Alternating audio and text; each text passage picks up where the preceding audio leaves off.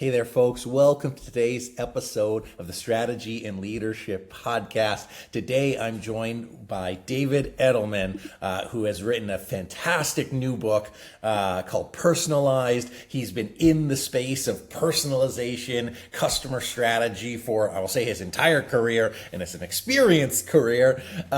He is an executive advisor with his own firm, Edelman Advisory Services, and just a wealth of knowledge on the topic that is something that I think everybody's interested in. David, just thanks so much for joining me today. I'm just so looking forward to our conversation. Same here, Anthony. Pleasure to be here. So what you know in our pre-call you were telling me that back in the day when you were a consultant in two of the big four firms, this was one of the things that you worked on a lot. What excites you about the space of personalization? What excites you about the way technology has moved in the past while, and now you're teaching it to people, which I'm sure you've been doing for a while. What's at the forefront that really keeps you excited in the work that you do? Yeah, sure. So what motivated us to write the book is the fact that personalization is more than just putting somebody's name in a marketing pitch. It's more than just knowing that somebody hit your website looking for something and then you can bombard them with emails in order to get them to convert, even though they may have even bought it already. It's what I'm seeing now, especially, is how personalization is changing the way we experience things in a positive way. It certainly doesn't always come across as a positive way, and that has to do with how companies actually execute it. But when it's done right, it can be magical. I mean, just think about some of the new services that, within the last 10 years you really didn't have before, and how they've changed the way you experience music on Spotify, the way you experience video on YouTube or Netflix, the way you experience transportation using Uber. I mean, all of that has elements of personalization, the way they are using customer information to change your experience in a positive way.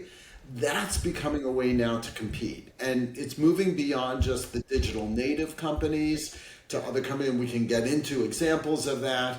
And it's in B2B as well as B2C. And so now with the tools that AI is offering, companies can do this at scale. It can become a core part of their strategy. Now, it's not just about the tools. You have to change how you think about the experiences you want to design. You have to change operations, and there's even organizational implications to it. But it is not only possible, it's an imperative. In more and more sectors, using that information to make my life easier, to give me more value, to empower me, that's changing already the basis of competition. I think that's, so fascinating. And you talked about, just like the availability of customer data. And as I think of kind of holistic marketing trends, and as we mentioned, you've been doing this longer than I have, back in the day where companies owned all of the information and it was, up to the customer to try to do their due diligence. Now the power has shifted all the way back to the customer. I just had a sales call with somebody and they said, I looked at all of your stuff. I've seen all of your slides. This call is more or less a formality. Here we are. I also think of that intersecting with, the TV show The Bear, which is very popular these days. And the thing that's really, they're like, hey, you brought me this dessert I used to eat as a kid when I went to the fair. That is an example of personalization that creates a tremendous customer experience that shifts from hey, I'm a customer being sold to this person is really giving me something that I need that supports my needs, my wants, my challenges. And ultimately, that's the heart of marketing and sales, is being able to deliver, what the customer wants.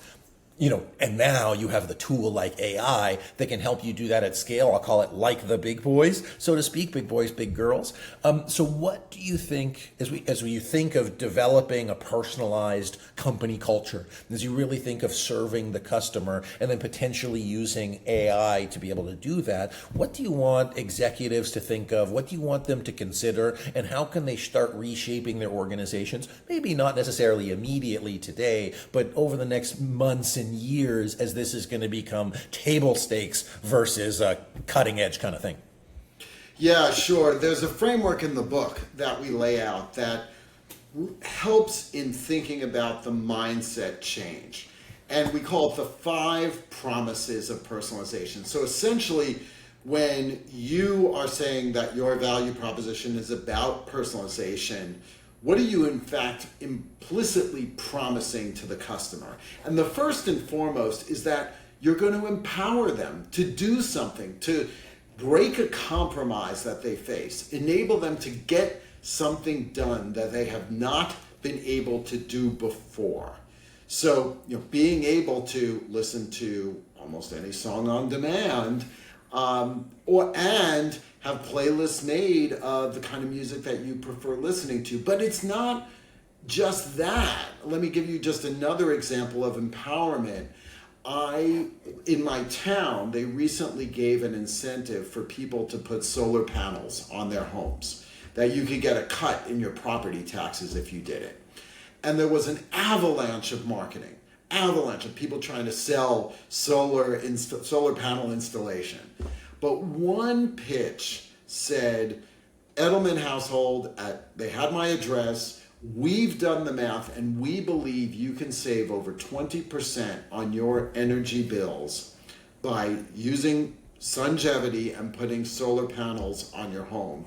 Here's a personalized URL to explain how. I type in the URL, which has our address in that URL, and I immediately get an image of Google Earth, my house from above, with solar panels superimposed on my house. Down the right rail is a calculation of how much energy those panels will generate, given my longitude and latitude, east-west orientation of my home, even tree cover they had in there.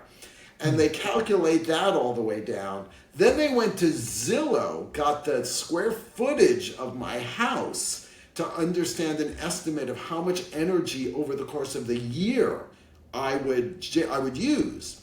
So they had the numerator from the solar panel calculation, the denominator from Zillow, and they came up with 21.5% of my energy I could just save using solar panels.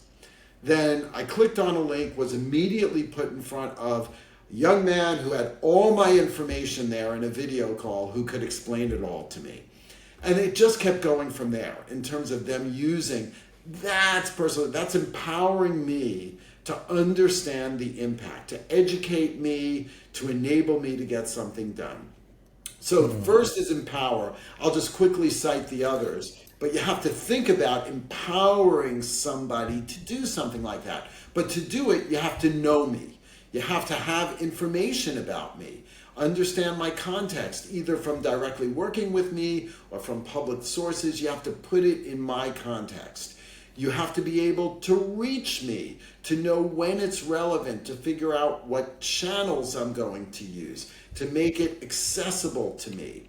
Then you have to show me, like rendering the image of my house with solar panels on top and showing me the calculation of how much energy I can save. And then the last is delight me, which over time make it better and improve because you're learning more about me over time. You're testing, you're learning, you're improving the service. So empower me, know me, reach me, show me, delight me. And that's the mindset. If you're thinking about that, if the CEO is saying, how are we moving our brand so we're delivering on those promises, that's a very different mindset from saying, how do we use customer information to just simply target the people we want to and bombard them with messages. Yeah, it really is going all the way down to the customer and really being mission focused. So not just using a tool, but the why of it. And I think of my old school days where I was like doing research on people. I would look at them on LinkedIn. I would try to send them a personalized video. And even then, yes, there was context. Yes, I was showing them, but sometimes I just couldn't reach people. And so it's like being able to have that two-way system where maybe people have the expectation and understanding that this is the type of company that will not just send me a spam message that says da da da da da. It's like, yeah, really, like, this is for you, David. I made this special for you. There's something in here, and it will delight you. And I think that that's the, you hear stories of where it's done well and done challenging, but it's like, hey, what is really the point? There's the famous story of, somebody got sent a gift box of baby supplies or something, and the company knew that they were pregnant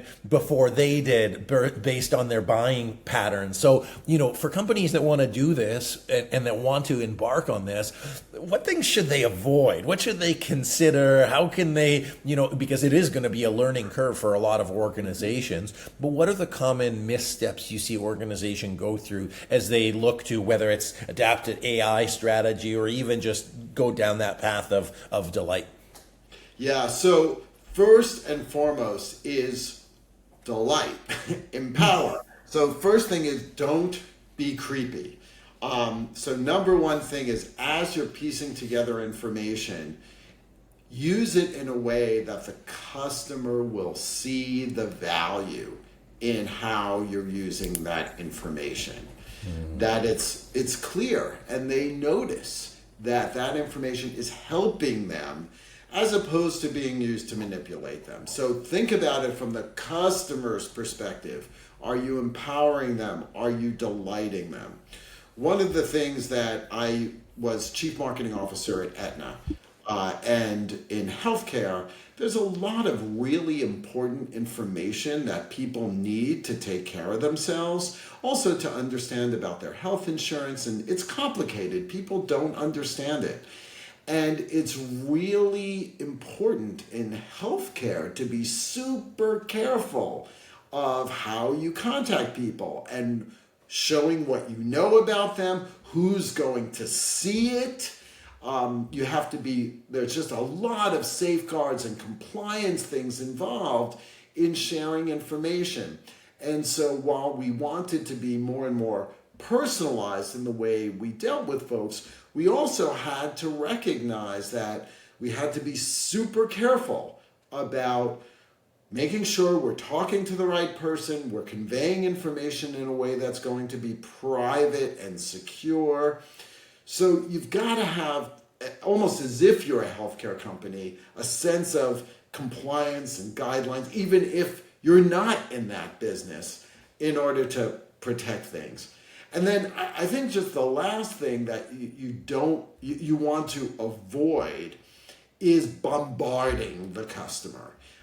So it's very easy. I'll give you an example of this right now. We just moved into a new home, actually. And as part of it, we treated ourselves to get a Nespresso coffee maker, because I love espresso coffee drinks and everything. And so with it, we got a starter box of essentially 100 pods, 10 packs of 10 pods.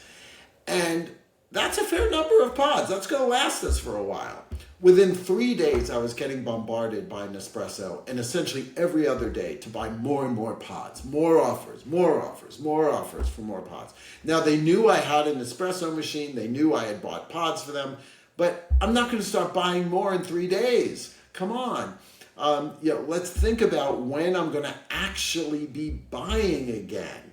And so, after 6 weeks, I then ordered again. And then they should know it took me 6 weeks, my family, to burn through 100 pods. They should know the flavors that I bought, all of that. They should, and they haven't. They just keep bombarding me with just discount offers to buy even more and more and more. That's not personalization.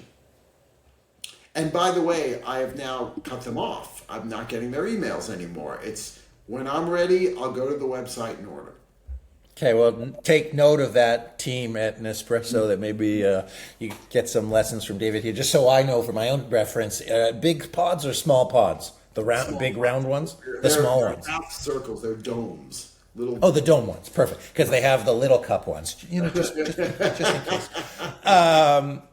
And I think that that's just so important that you're actually, you have to use the data. Because I think of, so let's, take 10 steps backwards or 10 years backwards. You think of the Facebooks and the Instagrams when they were populating, and everything was based on, they had an algorithm, and the algorithm is fundamentally what we're talking about, because it is AI is just done differently, and it's like people you might know, and it's like, okay, you connect all of that, and that was the goal, to create this personalized, unique space.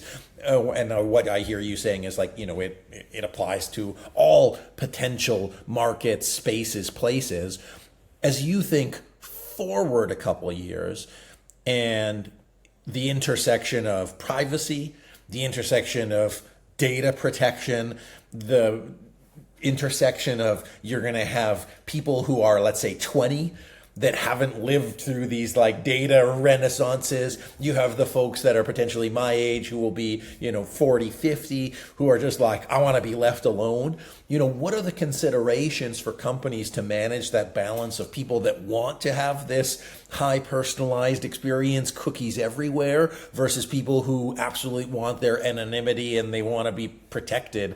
How can organizations be successful in delivering that personalized expectation or personalized experience, that delight, while there could be such a dichotomy of what people want them to be, what they want known about them in the marketplace? Do you get what I mean?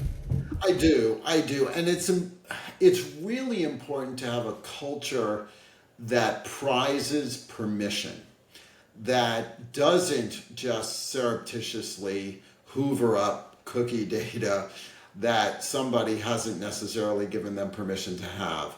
You really want to base as much as possible on first-party data you collect, although Sungevity, for example, that solar panel one, they did not have first-party data on me. They had data that they were able to get from Google Earth, they were able to get from Zillow, but that wasn't data on my behavior. That was factual data about me. It wasn't creepy things about what I've done. It's just factual data about my home that I would expect people to know. I wouldn't be shocked by that. Well, if you don't mind, that was one of the things that really struck me. There's a shared understanding that you have that data. Like if I post something on LinkedIn and someone says, hey, I saw this on your LinkedIn. I saw that your kid is celebrating its 3rd birthday. Congratulations, here you go. You're like, oh, I said that. The creepy part is where it's like, I said that to my wife when no one was around and they heard it. Like, that's weird. Anyways, I didn't want to cut you off, but I just think it's interesting, the expectation of what data is there. I think it's important to have permission. Also, more and more companies are asking questions. I actually got a really good outreach from Home Depot. We had moved into a new home and I was buying a fair amount from Home Depot and they were bombarding me. And then all of a sudden I just got an email that said, what's your priority in terms of the project that you're working on?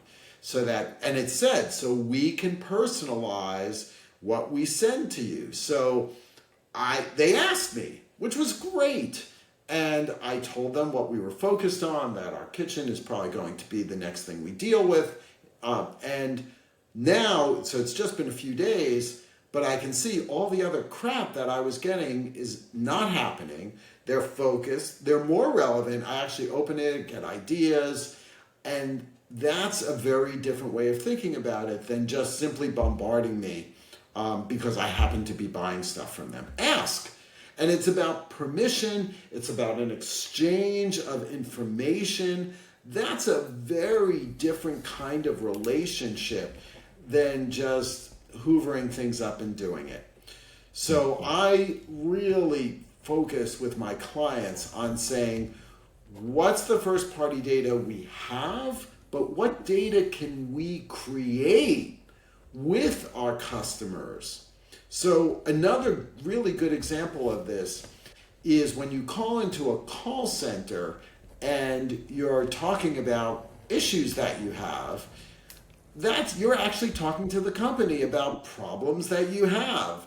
You're having problems with the app. You can't use it to pay a bill. You can't do certain things with it. That is a data point you've told them. They should now know that you had a service issue with the app. Hopefully it was fixed, but they know that now. They know that there's a service recovery there. I would expect them to use that. And you're creating data from that interaction.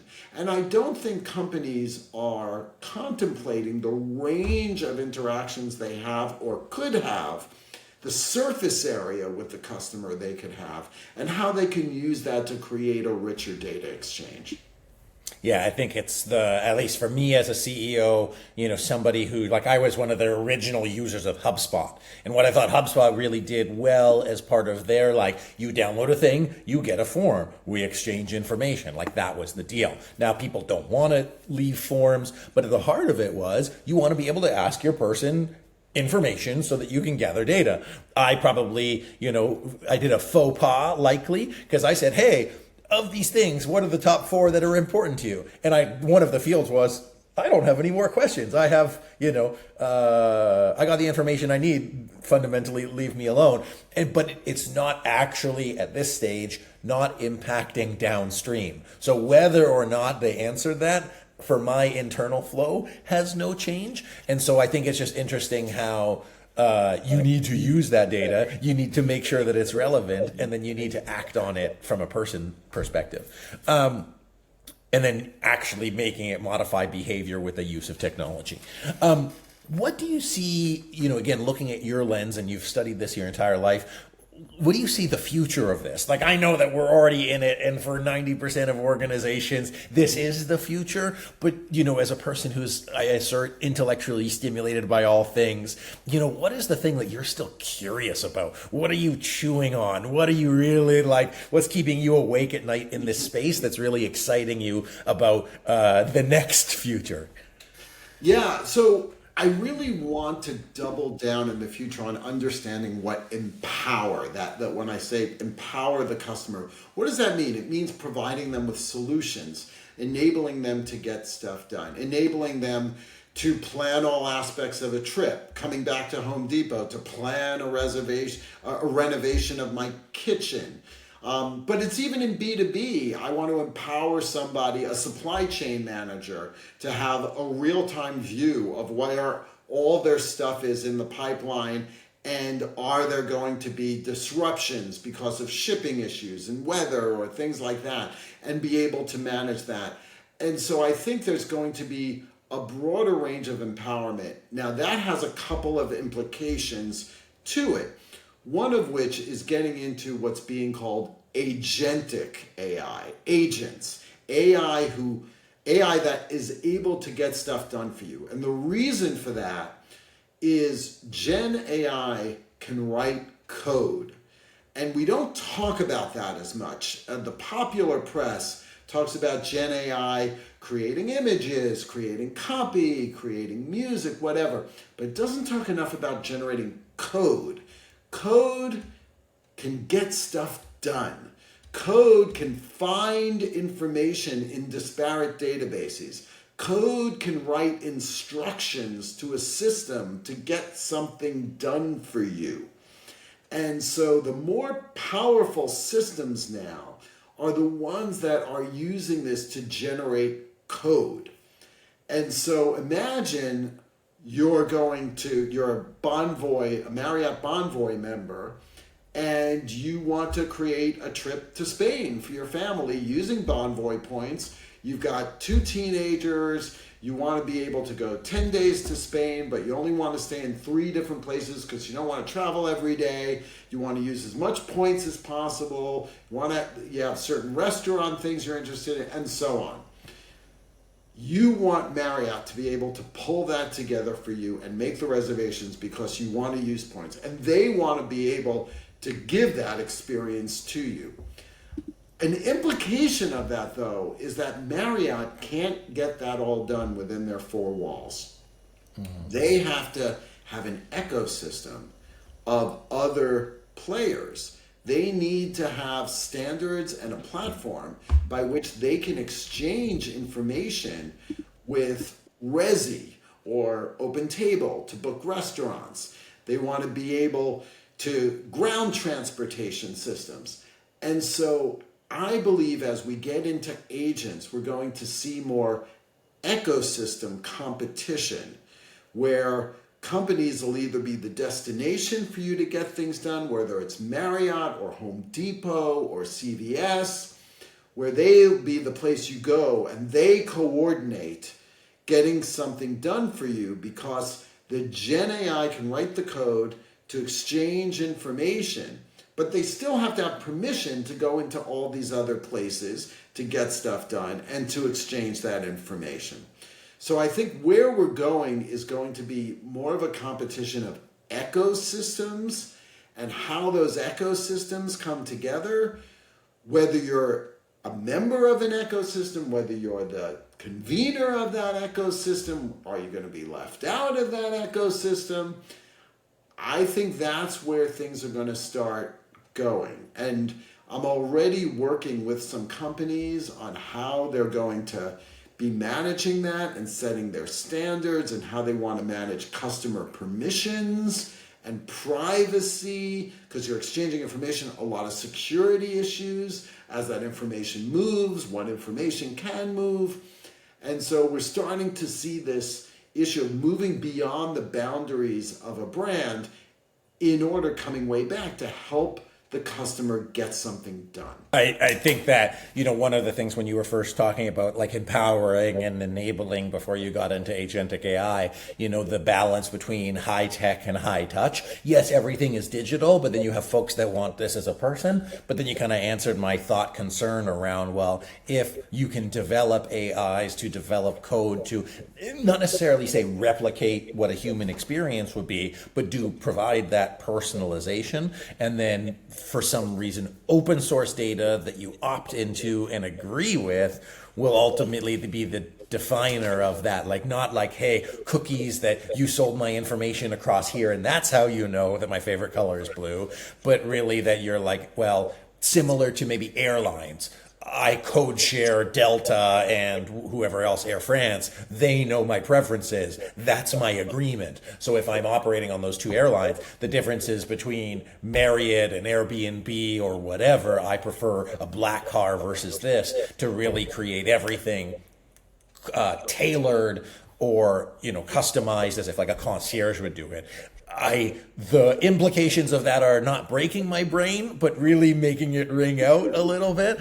And I think that is ultimately, at the heart of your book, to get people to start thinking about it, how they can use that to not only build a great business, but to ultimately support the customer, and eventually, what will become table stakes. Not necessarily doing it fast, but doing it well and with authenticity, such that the customer sees it as a value. And I wrote so much here, but that it's clear value for the customer versus being intrusive, creepy, or downright frustrating and annoying, as you had mentioned with some of those other things. I know we could talk for a very long time. It's been such a fun reflection, both looking past trends and how it's dictated the success of some companies, but also future looking and giving me a lens on what's happening next.